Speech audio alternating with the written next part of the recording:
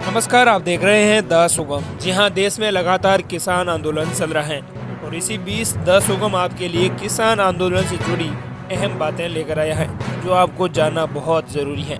सबसे पहले आपको बता दें कि हरियाणा और कुछ दूसरे राज्य, पंजाब सहित अन्य राज्य हैं जो उनके किसान हैं वो प्रदर्शन कर रहे हैं। ये किसान अध्यादेश के जरिए बनाए गए तीनों नए कृषि कानून को वापस लेने की मांग कर रहे हैं। इन किसानों ने बीते 8 दिसंबर को भारत बंद का ऐलान किया था, जिसके करीब 2 दर्जन विपक्षी राजनीतिक पार्टियों और विभिन्न किसान संगठनों का समर्थन भी मिल गया था। इस प्रदर्शन के दौरान केंद्र सरकार और किसान नेताओं के बीच कई राउंड की बातचीत हुई, लेकिन कोई नतीजा नहीं निकला है। किसान संगठनों ने कुछ प्रतिनिधियों से गृह मंत्री अमित शाह की मुलाकात भी करवाई, इससे भी कोई रास्ता नहीं निकल पाया। दिल्ली के बॉर्डर पर दिन रात बैठे किसान लगातार तीनों कानूनों को वापस लेने की मांग कर रहे हैं, जबकि केंद्र सरकार कानून को कुछ विवादास्पद हिस्सों में संशोधन के लिए तैयार भी है। सरकार ये भी दावा कर रही है कि नए कानूनों से किसानों को फायदा होगा, नुकसान नहीं होगा। और दोस्तों, अब बात कर लेते हैं पते की। आखिर ये किसान कृषि बिल है, ये क्या है? किसान जिन 3 कृषि कानूनों का विरोध कर रहे हैं वो इस तरह से है: कृषक उपज व्यापार और वाणिज्य संवर्धन और सरलीकरण कानून 2020। दूसरा है कृषक सशक्तिकरण व संरक्षण, कीमत आश्वासन और कृषि सेवा पर करार कानून 2020। तीसरा है आवश्यक वस्तु संशोधन कानून 2020। इन कानूनों के तहत किसान अपने कृषि उत्पादों की खरीद बिक्री एपीएमसी मंडी से अलग खुले बाजार में भी कर सकते हैं। किसान इसी मुद्दे पर सबसे ज्यादा विरोध कर रहे हैं। किसानों का कहना है कि अगर वे एमएसपी की मंडियों से बाहर बाजार दर पर अपना फसल बेचते हैं तो हो सकता है कि उन्हें थोड़े समय तक फायदा हो, लेकिन बाद में एमएसपी की तरह निश्चित दर पर भुगतान की कोई गारंटी नहीं होगी। प्रदर्शन कर रहे किसानों की इस बात की आशंका ये भी है कि इन कानूनों के रहते हुए उन्हें न्यूनतम समर्थन मूल्य भी नहीं मिल पाएगा। हालांकि सरकार का कहना है कि कृषि कानून एमएसपी सिस्टम और एपीएमसी सिस्टम मंडियों को प्रभावित नहीं करेगा। दोस्तों, आपको बता दें कि नए कानूनों के तहत अनुबंधीय खेती को मंजूरी दी गई है, यानी अब किसान थोक विक्रेताओं, प्रोसेसिंग इंडस्ट्रीज और प्राइवेट कंपनी से सीधे अनुबंध करके अनाज का उत्पादन कर सकते हैं। इसमें फसल की कीमत पर बात तय करके अनुबंध किया जा सकता है। सरकार का यह भी दावा है कि इस प्रावधान से किसानों को पूरा मुनाफा होगा, बिचौलिया को कोई हिस्सा नहीं देना होगा। लेकिन किसान अनुबंधीय खेती का विरोध कर रहे हैं। इसको लेकर किसानों की 2 प्रमुख चिंताएं हैं। पहली चिंता यह है कि क्या ग्रामीण किसान निजी कंपनियों से अपने फसल की उचित कीमत के लिए मोल भाव करने की स्थिति में होगा, और दूसरी चिंता यह है कि उन्हें आशंका है कि निजी कंपनियां गुणवत्ता के आधार पर उनको फसल की कीमत कम कर सकते हैं, खरीद बंद कर सकते हैं। दोस्तों, आपको बता दें कि नए कानूनों की मदद से सरकार ने दलहन, तिलहन, प्याज और आलू को आवश्यक वस्तुओं की सूची से हटा दिया है।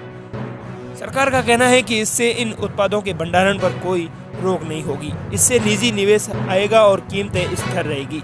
दूसरी ओर किसानों का कहना है कि इन प्रावधानों से निजी कंपनियां बड़े पैमाने पर इन उत्पादों का भंडारण करने लगेंगी और अपने फायदे के लिए बाजार में इन उत्पादों की आपूर्ति में कृत्रिम कमी पैदा की जाएगी।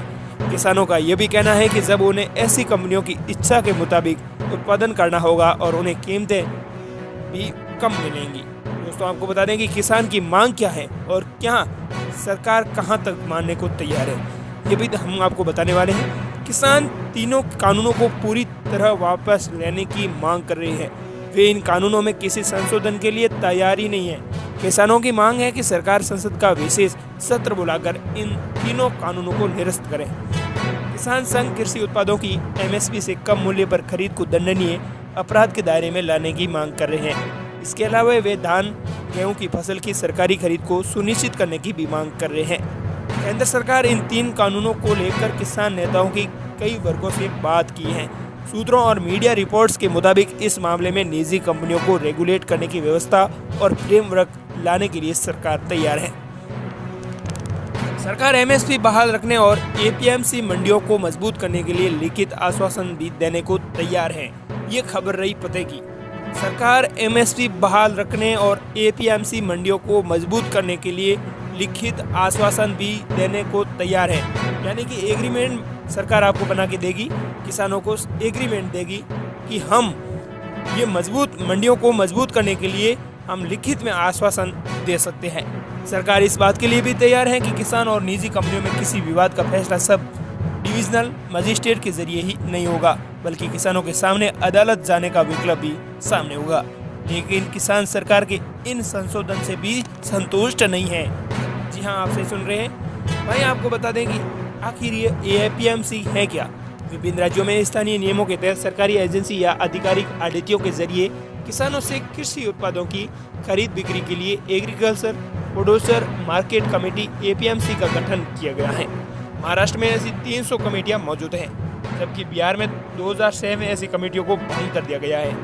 दोस्तों आपको बता दें कि किसानों को आशंका इस बात की है कि निजी कंपनियां किसानों को बेहतर कीमतें ऑफर करेंगी। इसके चलते एपीएमसी मंडियां हैं वो बंद हो जाएगी और उसके बाद वे अपनी मनमानी करेगी और किसानों के पास तब कोई दूसरा विकल्प भी नहीं होगा।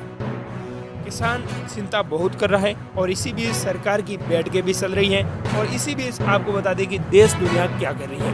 कांग्रेस नेता राहुल गांधी ने नए कानूनों को अडानी अंबानी कानून कहते हुए विरोध कर रहे किसानों का समर्थन किया है। पंजाब और हरियाणा के अलग अलग क्षेत्र की हस्तियों ने किसानों का साथ देने की घोषणा की है।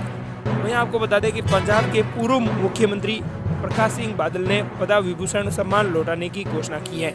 वहीं पूर्व केंद्रीय मंत्री एस ढेंढसा ने प्रधान भी लौटाने का ऐलान कर दिया है।